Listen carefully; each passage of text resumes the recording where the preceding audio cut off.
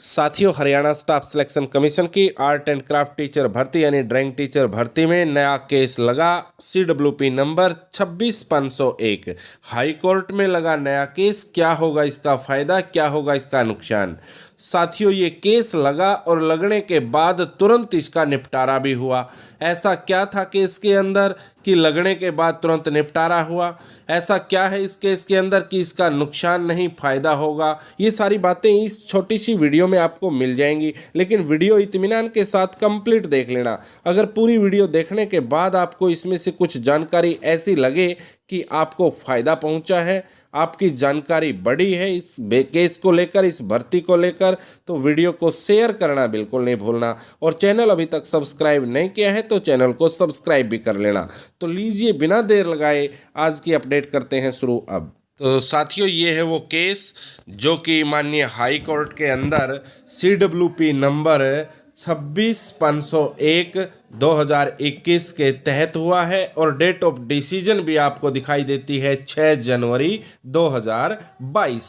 और इसके अंदर जो पिटिशनर है वो पिटिशनर है पूनम सैनी एंड अदर्स, और रिस्पोंडेंट है इसके अंदर स्टेट ऑफ हरियाणा। और इसके ऑनरेबल मिस्टर जस्टिस हैं मिस्टर जस्टिस वालिया।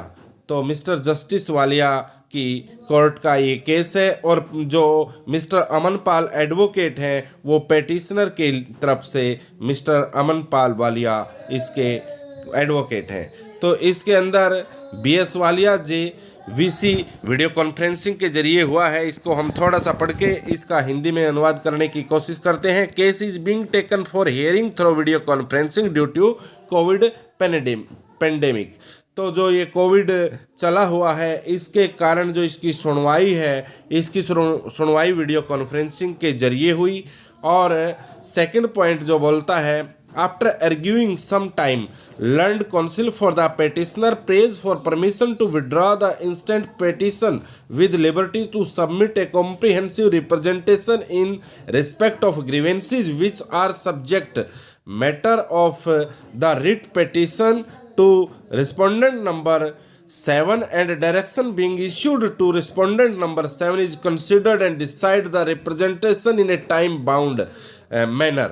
तो साथियों, ये कहता है कि जो रिस्पोंडेंट नंबर 7 है वो रिस्पोंडेंट नंबर 7 है DSC directorate of secondary education Haryana, जो कि शिक्षा विभाग कह सकते हैं। तो उसको ये रिस्पोंडेंट नंबर 7 माना गया है और उसमें लिखा गया है कि आफ्टर एर्ग्यूइंग, जो एर्ग्यू हुआ है उसमें जो ग्रीवेंसीज या रिप्रेजेंटेशन देनी है वो रिप्रेजेंटेशन और ग्रीवेंसीज इनको DSC को दे करके, और DSC को फिर एक टाइम बाउंड दिया गया है। इसकी 3 बातें मेन मुख्य है, टाइम बाउंड, ग्रीवेंसीज यानी रिप्रेजेंटेशन, कॉम्प्रिहेंसिव रिप्रेजेंटेशन, और इसकी जो मेन है ये रिस्पोंडेंट नंबर 7, रिस्पोंडेंट नंबर 7 को जो टाइम बाउंड के अंदर जो इनकी रिप्रेजेंटेशन इनके द्वारा दी जाएगी या कॉम्प्रिहेंसिव रिप्रेजेंटेशन अपनी ग्रीवेंसीज के तहत देनी है, तो उसका जवाब इनको लेके आना है रिस्पोंडेंट नंबर 7 को। Notice of motion to respondent number 7, और इस प्रकार notice of motion respondent number 7 को दिया गया है। और जो ये नोटिस दिया गया है रिस्पोंडेंट नंबर 7 को, उसको मिस्टर तपन कुमार DAG, मिस्टर तपन कुमार DAG ने एक्सेप्ट किया है on behalf of respondent number 7। बिल्कुल ये क्लियर लिखा हुआ है कि रिस्पोंडेंट नंबर 7 की तरफ से मिस्टर तपन कुमार जो DAG हैं उन्होंने एक्सेप्ट कर लिया है, और अब गेंद गई है DSC के पाड़े में, और DSC को अब इसका जवाब देना है कि जो कुरुक्षेत्र यूनिवर्सिटी के द्वारा जो लेटर जारी किया गया है कि ये वैलिड है। तो साथियों, अब DSC ने बताना है कि क्या ये वैलिड है या नहीं है तो क्यों है, नहीं है तो क्यों है।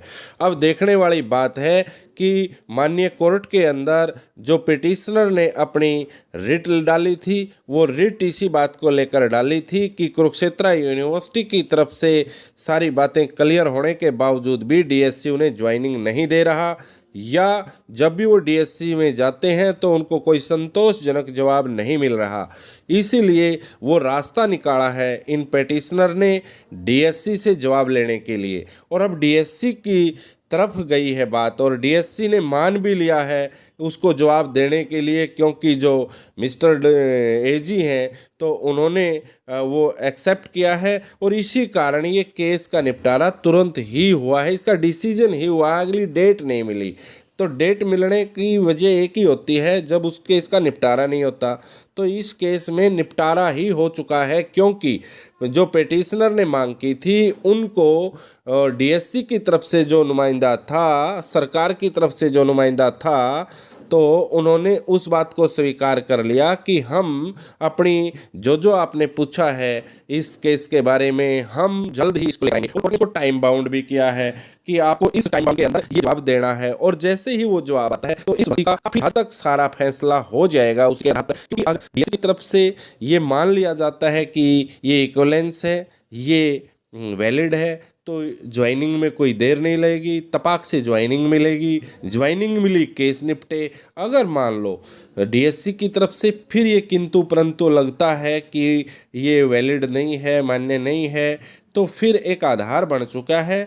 वो आधार कुरुक्षेत्र यूनिवर्सिटी का वो लेटर है जिसकी तरफ से वो लिखा गया है कि ये मान्य है, इसमें कोई भी खामी नहीं है।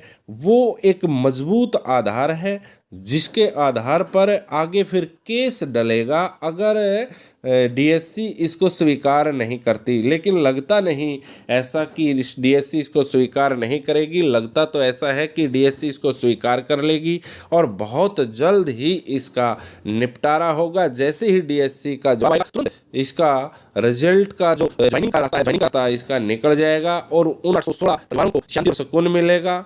कोर्ट कचहरी के चक्रों से छुट्टी मिलेगी, कोर्ट कचहरी के चक्रों से छुटकारा मिलेगा, और वो उनका मानसिक बोझ जो लगा हुआ है उनके ऊपर, वो मानसिक बोझ भी उनका दूर होगा। तो ये बहुत ही अच्छी रिट मानकर चलते हैं, ये बहुत ही अच्छा केस मानकर चलते हैं जो लगा और निपटा, और लगता है इस भर्ती को भी निपटाएगा, ऐसा महसूस होता है। क्या आपको भी ऐसा ही महसूस होता है कि ये केस इस भर्ती को निपटाएगा? साथियों, अपनी अपनी राय कमेंट बॉक्स में ज़रूर देना। हमें तो लगता है कि ये केस इस भर्ती को निपटा देगा, लेकिन आप भी अपनी अपनी राय ज़रूर कमेंट बॉक्स में देना। साथियों, अगर आपको अपडेट अच्छी लगी तो वीडियो को ज़्यादा से ज़्यादा शेयर भी करना, और वीडियो को शेयर करने के साथ साथ चैनल को थम्स अप देना, क्योंकि ये अगली नोटिफिकेशन आपके लिए जल्द लेकर आएंगे। हमें मोटिवेशन मिलता है इस तरह की जानकारी जुटाने में अगर आप थम्स अप करते हो। तो साथियों, चैनल के साथ बने रहें। चैनल के द्वारा जो जानकारियां दी जाती हैं उनको हौसला बजाई के लिए चैनल की सब्सक्रिप्शन, वीडियो की शेयरिंग और चैनल की वीडियो की थम्स अप करना आपका भी बनता है। तो जल्द आएंगे आपके साथ नई अपडेट लेकर के, नई खुशियाँ लेकर के, ज्वाइनिंग का रास्ता निकाल करके। तो अगली अपडेट तक जल्द मिलेंगे। नमस्कार, वंदे मातरम, राम राम, जय जवान जय किसान।